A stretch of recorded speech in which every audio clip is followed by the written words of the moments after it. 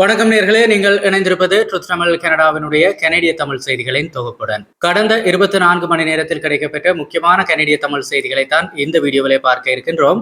இதுவரைக்கும் சேனலை சப்ஸ்கிரைப் செய்யாத நேர்கள் இருந்தால் இப்போதே சப்ஸ்கிரைப் செய்து கொள்ளுங்கள். முக்கியமான ஒரு விடயம் என்ன அப்படி என்று சொன்னால், அமெரிக்க அதிபர் டொனால்ட் ட்ரம்ப் ஒரு முக்கியமான கையெழுத்து ஒன்றை போட்டிருக்கின்றார். இதன் காரணமாக அமெரிக்க மற்றும் கனடா இடையிலான வர்த்தக நகர்வுகளிலே ஒரு பெரும் முன்னேற்றம் வந்திருக்கின்றது. கனடிய பொருளாதாரத்தினுடைய நிச்சயமற்ற தன்மை தற்போது மாற இருக்கின்றது. ஆம், கனடாவின் அல்பர்டா மாகாணத்தில் இருக்கின்ற எண்ணெய் மணல் வளங்களை அமெரிக்காவின் வயோமிங் முனையங்களுடன் நேரடியாக இணைக்கின்ற பிரிட்ஜர் எண்ணெய் குழாய் கட்டுமான திட்டத்திற்கு அதிகாரப்பூர்வமாக ட்ரம்ப் ஒப்புதல் அளித்திருக்கின்றார்.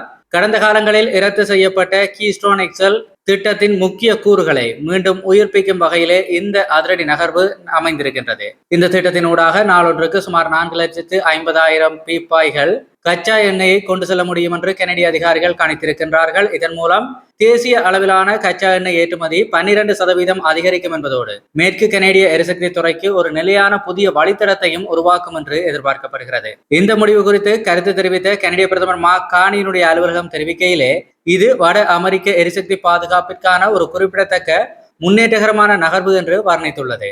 அதேவேளை கனடாவின் உள்நாட்டு சுற்றுச்சூழல் ஆய்வுகள் மற்றும் பூர்வீக குடிமக்களுடனான ஆலோசனைகள் எவ்வித சமரசமுமின்றி தொடரும் என்றும் பிரதமர் அலுவலகம் உறுதிபட தெரிவித்துள்ளது. அல்பர்டா மாகாண முதல்வர் டேனியல் ஸ்மித் இந்த அறிவிப்பை மனதார வரவேற்றிருக்கின்றார். இந்த திட்டத்தினால் ஆயிரக்கணக்கான புதிய கட்டுமான வேலைவாய்ப்புகள் உருவாக்கப்படுவதோடு மாகாணத்திற்கு கணிசமான புதிய உரிமை தொகை, அதாவது ராயல்டி ரெவென்யூ வருவாயும் கிடைக்கும் என அவர் சுட்டிக்காட்டியிருக்கின்றார். அமெரிக்க கனடா கட்டண பேச்சுவார்த்தைகளுக்கு மத்தியில் தொடர்ந்து போக்குவரத்தை சார்ந்திருப்பதை குறைத்து சந்தை நிலைத்தன்மையை மேம்படுத்த இது உதவும் என தொழில்துறை குழுக்களும் வலியுறுத்துகிறது. எல்லைக்கு இருபுறமும் பாதுகாப்பு மற்றும் காலநிலை தரநிலைகளை பூர்த்தி செய்ய அமெரிக்க கட்டுப்பாட்டாளர்களுடன் நெருக்கமாக செயற்படுவதாக கனடாவினுடைய பெடரல் நேச்சுரல் ரிசோர்ஸ் மினிஸ்டரும் வலியுறுத்தி இருக்கின்றார். இரு நாடுகளுக்கும் இடையிலான பரந்த வர்த்தக உறவுகள் மற்றும் எதிர்கால எல்லை தாண்டிய உட்கட்டமைப்பு முடிவுகளில் இது பெரும் தாக்கத்தை ஏற்படுத்தும் என்பதால் முதலீட்டாளர்கள் மற்றும் எரிசக்தி உற்பத்தியாளர்களால் இந்த முன்னேற்றம் உன்னிப்பாக கவனிக்கப்பட்டு வருகிறது. இதேவேளை கனடா மற்றும் அமெரிக்கா இடையிலான வர்த்தக உறவுகளில் ஒரு புதிய திருப்பு முனையாக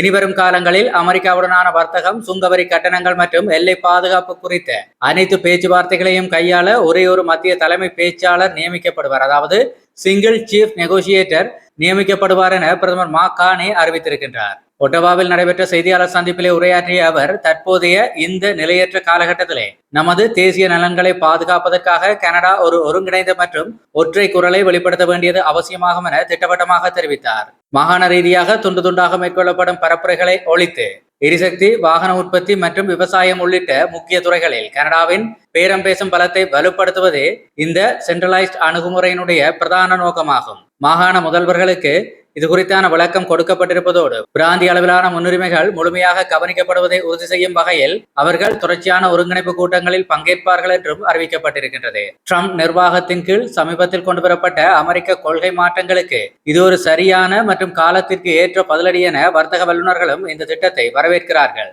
வெகுவரிகள் மற்றும் மென்மர வர்த்தகம் போன்ற சிக்கலான விவகாரங்களில் இது மிகவும் உறுதியான பேரம் பேசும் ஒரு முன்னணியை உருவாக்கும் என வர்த்தக அமைப்புகளும் பாராட்டியிருக்கின்றது.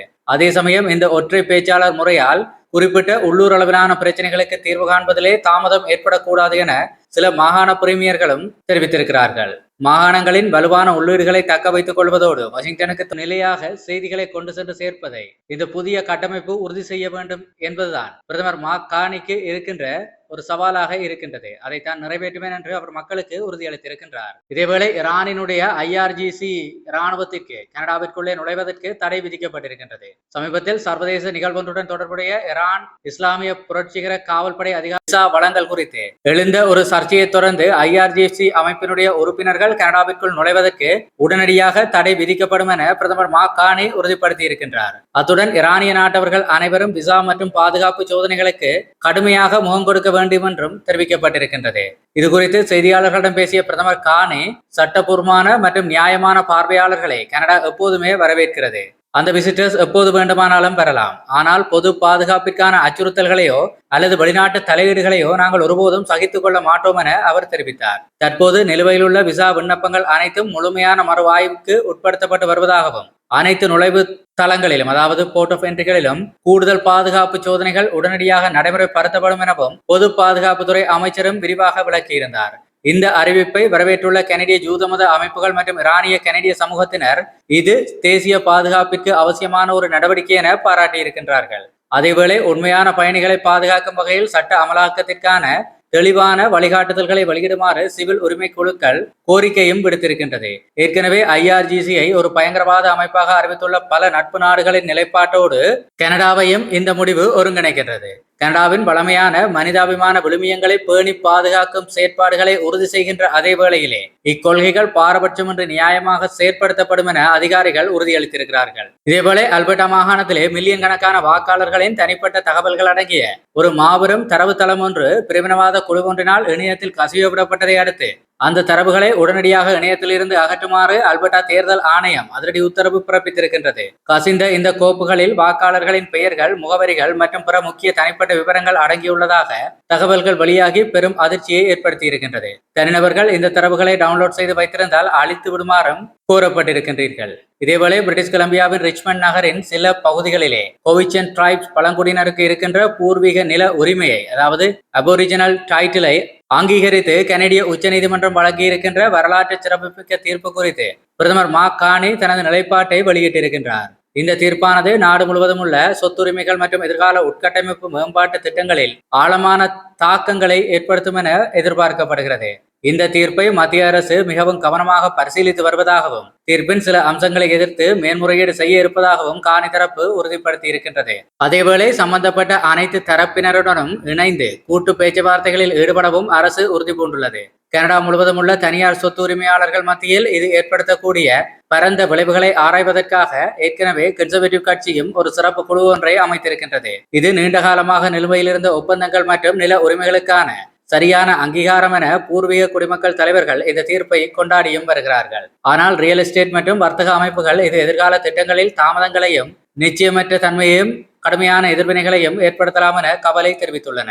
பூர்வீக குடிமக்களின் உரிமைகளும் பொருளாதார வளர்ச்சி மற்றும் தனியார் சொத்து உரிமைகளுக்கும் இடையிலே இருக்கின்ற இடைவெளியை நியாயமான மற்றும் வெளிப்படையான முறையிலே சமநிலையாக பேண வேண்டியதன் அவசியத்தை பிரதமர் கார்னி தற்போது வலியுறுத்தி இருக்கின்றார். எதிர்வரும் வாரங்களில் இது குறித்தான மேலதிக ஆலோசனைகள் நடைபெறும் என எதிர்பார்க்கப்படுகிறது. இதேவேளை ஒன்டாரியோ மாகாணத்தின் வர்த்தக கூட்டாண்மைகளை பன்முகப்படுத்தவும் அண்டை நாடான அமெரிக்காவின் மீதான அதீத சார்பை கணிசமாக குறைக்கவும் வழிவகை செய்கின்ற வகையிலே புதிய மாகாண அளவிலான திட்டங்களை பிரிமியர் டாக்போர்ட் அறிமுகப்படுத்தி இருக்கின்றார். இந்த வியூகத்தின் கீழ் ஐரோப்பா, ஆசியா மற்றும் கனடாவிற்கு உள்ளே பிற மாகாணங்களிலும் சேர்த்து சந்தை வாய்ப்புகளை தேடும் சிறு மற்றும் நடுத்தர வணிகங்களுக்கு இலக்கு வைக்கப்பட்ட ஏற்றுமதி ஆதரவு வழங்கப்படும் என்று தெரிவிக்கப்பட்டிருக்கின்றது. தொடர்ச்சியான சுங்கவரி நிச்சயமற்ற தன்மைகள் மற்றும் உலகளாவிய பொருளாதார மாற்றங்களுக்கு நேரடியான மற்றும் தீர்க்கமான ஒரு பதிலடியாகவே இந்த முன்முயற்சிகளை முதல்வர் போர்ட் விவரித்திருக்கின்றார். ஒன்டாரியோவினுடைய ஏற்றுமதியாளர்களுக்கான சந்தை ஆராய்ச்சி, வர்த்தக பயணங்கள் மற்றும் திறன் மேம்பாட்டு பயிற்சிகள் ஆகியவற்றை ஆதரிப்பதற்காக புதிய பல நிதியுதவிகளும் ஒதுக்கப்பட்டிருக்கின்றது. வேலைவாய்ப்புகளை பாதுகாப்பதற்கும் பொருளாதார வளர்ச்சியை தூண்டுவதற்கும் எடுக்கப்பட்ட ஒரு செயற்திறன் மிக்க நடவடிக்கையாக இதனை வர்த்தக தலைவர்கள் வரவேற்றிருக்கிறார்கள். இந்த திட்டமானது அடுத்த 18 மாதங்களில் முழுமையாக செயற்படுத்தப்படும் எனவும் இந்த முன்னேற்ற அறிக்கைகள் சீரான இடைவெளியில் மாகாண சட்டமன்றத்திலே சமர்ப்பிக்கப்படும் எனவும் மாகாண அதிகாரிகள் உறுதிப்படுத்தி இருக்கிறார்கள். இதேவேளை கியூபெக் மாகாணத்தின் புதிய பட்ஜெட்டை மாகாண நிதியமைச்சர் தாக்கல் செய்திருக்கின்றார்.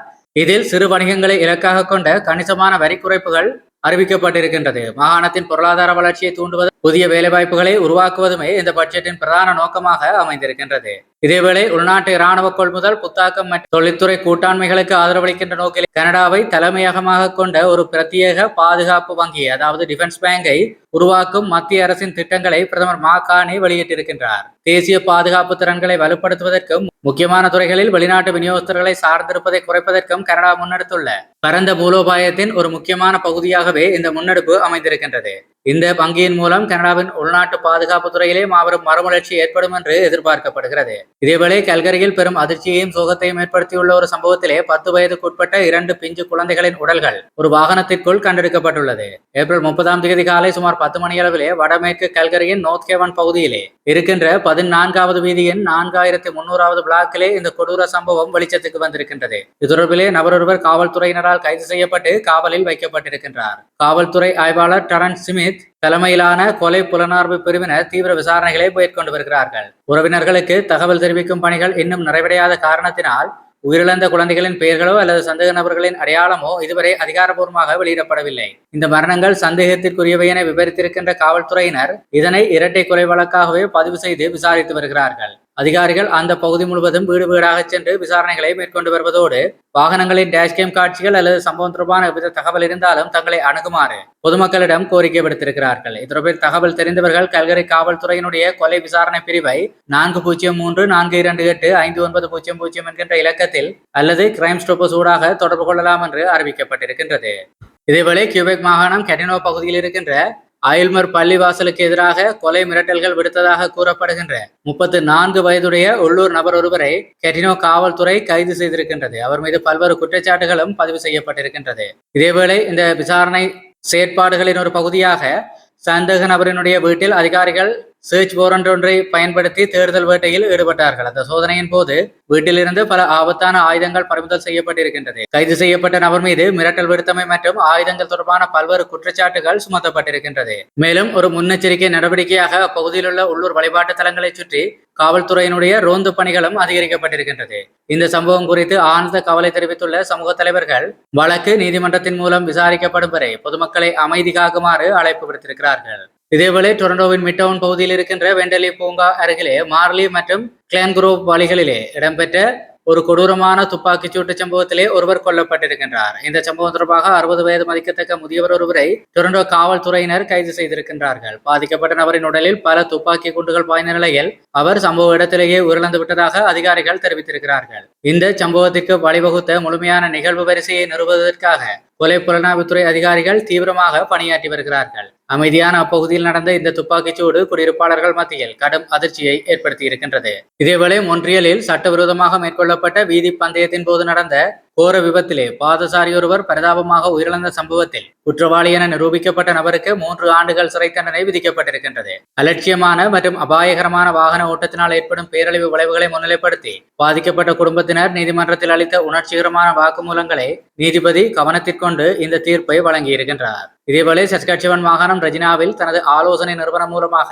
31 குடிபெறவு ஆவணங்களை மோசடி செய்ததாக தன் மீதான குற்றச்சாட்டுகளை ஒப்புக்கொண்ட நபர் ஒருவருக்கு நீதிமன்றம் $75,000 அபராதமாக விதித்திருக்கின்றது. இந்த வழக்கானது சஸ்கட்சவனில் இயங்குகின்ற குடிபெறவு ஆலோசகர்கள் மீதான அரசாங்கத்தினுடைய கண்காணிப்பை மேலும் கடுமையாக்க வேண்டும் என்கின்ற பரவலான கோரிக்கைகளுக்கு வலி சேர்த்திருக்கின்றது. இதேவேளை ஒன்டாரியோவின் பிரதான நெடுஞ்சாலையான ஹைவே 401 கடந்த வியாழக்கிழமை அதிகாலை நிகழ்ந்த விபத்து ஒன்றிற்கு ரெஸ்பான்ஸ் செய்வதற்காக சென்ற ஒன்டாரியோ மாகாண காவல்துறை அதிகாரி ஒருவர் தனது மோட்டார் சைக்கிளில் பயணித்துக் கொண்டிருந்த போது விபத்தில் சிக்கி பரிதாபமாக உயிரிழந்திருக்கின்றார். இந்த துயர சம்பவம் நடந்ததற்கான சரியான காரணங்கள் மற்றும் சூழ்நிலைகள் குறித்து OBP அதிகாரிகள் ஒரு முழுமையான விசாரணையை தொடங்கி இருக்கின்றார்கள். கடமையின் போது உயிர் தியாகம் செய்த இந்த அதிகாரியின் மறைவுக்கு சக காவல்துறையினரும் பொதுமக்களும் தங்கள் ஆழ்ந்த இரங்கல்களை தெரிவித்திருக்கிறார்கள். இதேவேளை வசந்தகால பனி உருகுதல் மற்றும் சமீபத்தில் பெய்த கடும் மழையின் காரணமாக ஒட்டாவா நதியிலே நீர்மட்டம் மிக வேகமாக உயர்ந்து வருவதால் மெட்டாவா, பெம்பிரோக், ஒட்டாவா, கெட்டினோ ஆகிய பிராந்தியங்களிலே சுற்றுச்சூழல் கனடா அமைப்பு அதாவது என்விரான்மென்ட் கனடா அமைப்பு வெள்ள எச்சரிக்கையை விடுத்திருக்கின்றது. இதனைத் தொடர்ந்து இப்பகுதிகளைச் சேர்ந்த நகராட்சிகள் தமது அவசரகால பாதுகாப்பு திட்டங்களை உடனடியாக செயற்படுத்த தொடங்கி இருக்கின்றது. குடியிருப்பாளர்களை சாத்தியமான வெளியேற்றங்களுக்கு தங்களை தயார்படுத்திக் கொள்ளவும் அதிகாரிகளின் சமீபத்திய அறிவிப்புகளை தொடர்ந்து கண்காணிக்கவும் அறிவுறுத்துமாறு கேட்டுக்கொள்ளப்பட்டிருக்கிறார்கள். இத்துடன் இன்றைய நாளுக்கான கனடிய செய்திகளினுடைய தொகுப்பு முடிவுக்கு வருகிற நேயர்களே, தொடர்ச்சியாக செய்திகளை உடனுக்குடன் பெற்றுக்கொள்ள சேனலை மறக்காம சப்ஸ்கிரைப் செய்திருப்பதோடு நம்முடைய கனடிய செய்திகளுக்கான வாட்ஸ்அப் குழுவிலே இணைந்திருப்பதை உறுதிப்படுத்திக் கொள்ளுங்கள். நன்றி.